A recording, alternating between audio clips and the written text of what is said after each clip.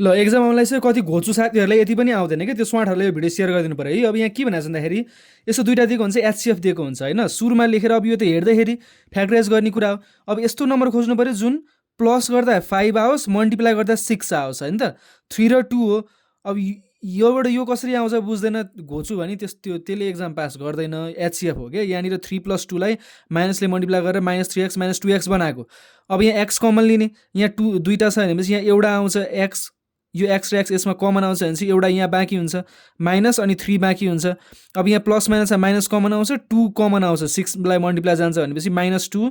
अब यहाँ के बाँकी भयो त, यहाँ 2 लिएपछि एक्स बाँकी भयो, यहाँ एक्स लेख्ने, प्लस माइनस कति हुन्छ, माइनस हुन्छ, 2 × 6 3 लेख्ने। अब यो र यो सेम भएर यहाँ सारेको, यो र यो सेम भएर यहाँ सार्ने हो।